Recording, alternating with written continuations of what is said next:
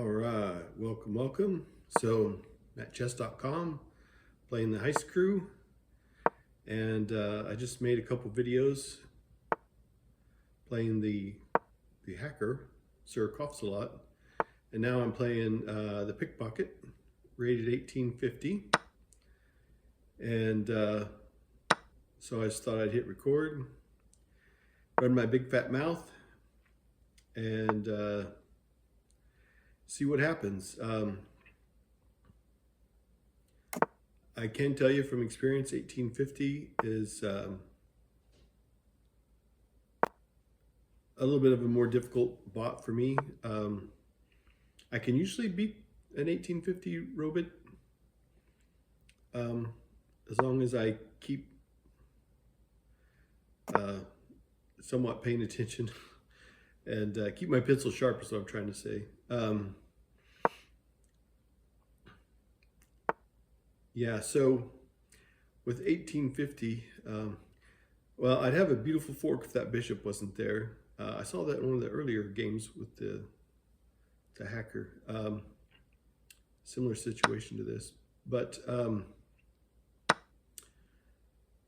I can usually beat an 1850 bot, but it is challenging for me, so I have to stay sharp and try to make good, clean movements.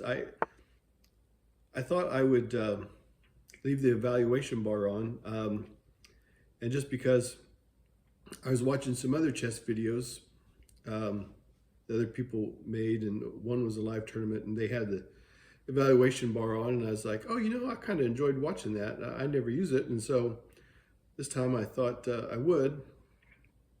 So I'm trying to decide if it's best to push the pawn or take. I'm going to do a review afterwards because 1850, I want to see when what mistakes I've made, etc., because I've really, when I improve my chess, it's usually because I take the time to review my games and see what's going on. And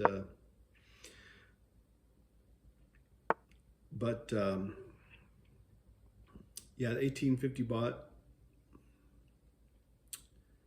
is respectable. One of the more difficult bots for me.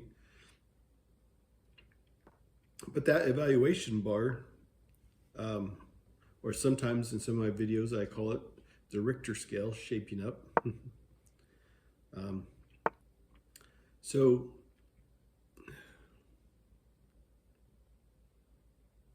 I'm trying to think why did my opponent do that? Will it disrupt my tempo if I take that pawn?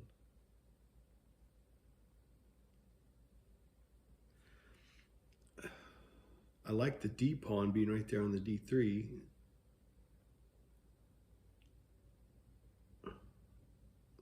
I don't know. We'll see. Yeah. So here's where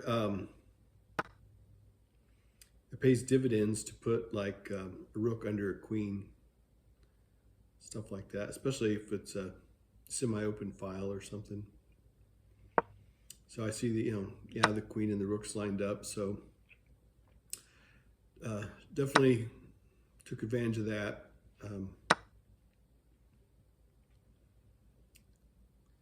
But the computer still has this neck and neck. The queen is pinned there. So do I want to do a queen exchange?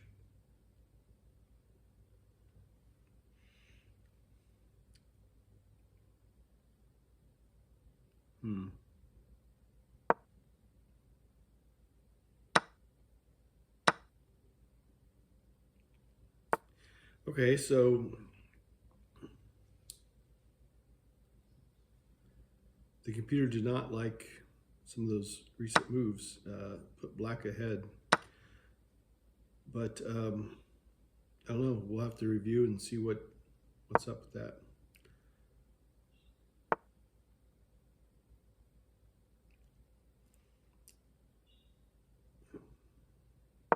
Okay, so here I'll try to take the knight.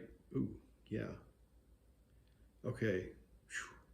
This is a good turning point for me in the game right there. That was the edge I needed. A lot of these games when they're, like I said, the 1850 is a little bit more of a difficult bot for me, but I can usually win, but not always. So, I mean, it would be exciting to have just like a 20 move win and, something. But that doesn't happen for me. I'm not good enough to do that with an 1850 robot. But I look for these little tactical advantages like we just saw, and we'll look at it in the review. And then that's what I have to play on. And so I've got pawns on both sides of the board, excuse me. So that makes it nice when you're trying to promote. And my opponent's king is cut off, so proper play should win this, but you never know. If you follow my channel, you've seen me screwing up some pretty good positions before, and so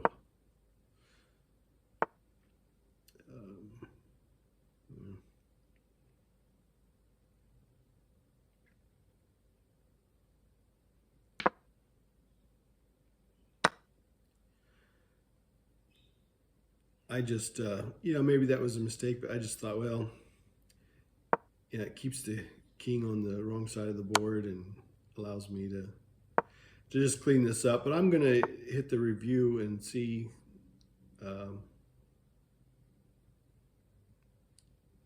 This is the problem that I have sometimes when I see that I'm in a completely winning position. Suddenly I get sloppy, and then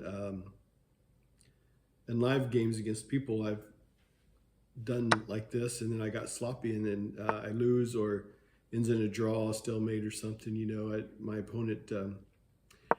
Speaking of that, she'll be looking to do the same thing. So we got to make sure that my opponent always has a square to go to, so that they can make a legal move, so that we can not end in a draw. Sorry, it's hard for me to play chess and talk at the same time sometimes. So here I'm just making a box smaller and smaller, making sure my opponent has a legal move to go to. And of course, she's cut off, so okay. So now I can't move the queen any closer because I want to give these two squares for my opponent to go to here, to h7, h8. Okay. And then now, so we're going to review this real quick and see. Let's take a look at the numbers. There's 55 moves. Okay.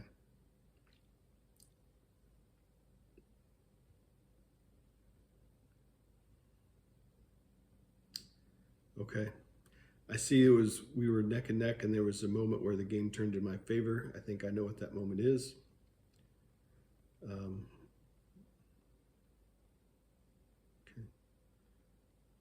Let's start the actual review here. Yeah. I'm going to go through this fairly quick. YouTube has this new thing called pause. So if there's something you want to see a little more gooder, you can pause it. And you can use the slow motion option also. But this is just for my own records and for anybody that wants to see it. I do enjoy reviewing my games. It's how you get more gooder.